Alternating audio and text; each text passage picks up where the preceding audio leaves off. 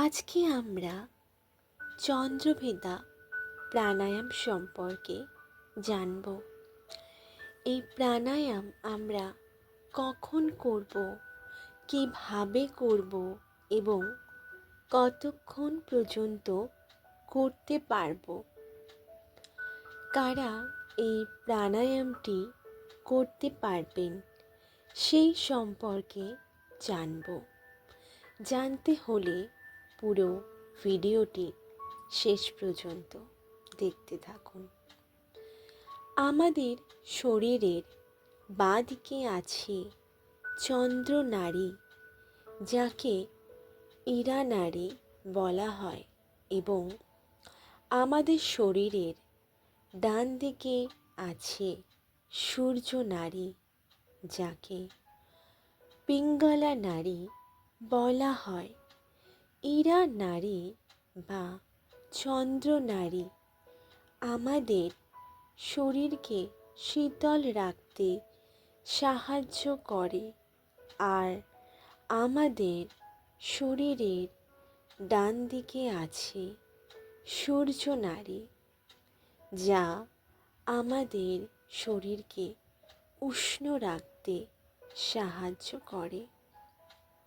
শীতকালে সূর্যভেদা প্রাণায়াম করলে শরীরে উষ্ণতা বৃদ্ধি পায় এবং শরীরে কফ জমতে দেয় না। যাদের একটুতেই ঠান্ডা লেগে যায় তাদের এই সূর্যভেদা প্রাণায়ামটি করা উচিত।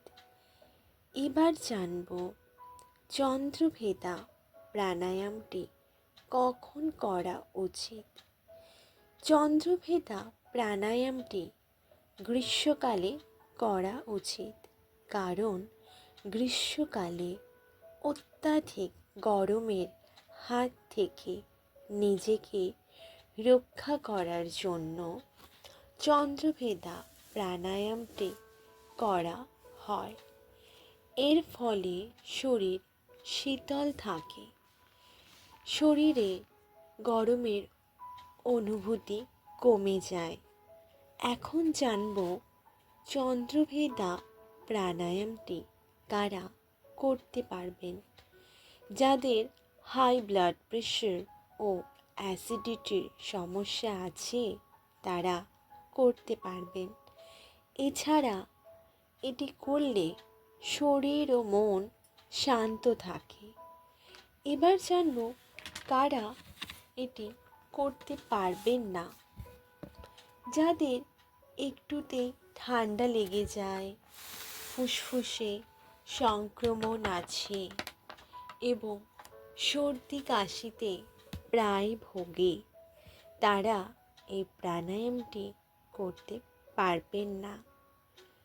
এবার জানব এই প্রাণায়ামটি কিভাবে করব। প্রথমে আপনি সুখাসনে বসবেন। তারপর ডান হাতের তর্জনী এবং মধ্যমা এই দুটি আঙুল তালুর দিকে বেঁকিয়ে তালুকে স্পর্শ করে রাখতে হবে এবং বৃদ্ধাঙ্গুল দিয়ে ডান নাসারন্ধ্র বন্ধ করুন, আর বাম নাকের ছিদ্র দিয়ে গভীরভাবে শ্বাস নিন এবং ফুসফুস সম্পূর্ণরূপে ভরে নিন। তারপর ধীরে ধীরে ডান নাকের ছিদ্র দিয়ে শ্বাস ছাড়তে থাকুন। এটি আপনি 5 থেকে 10 রাউন্ড বা 1 থেকে 3 মিনিট পর্যন্ত করতে পারেন। প্রাণায়াম সবসময় খালি পেটে অনুশীলন করা উচিত।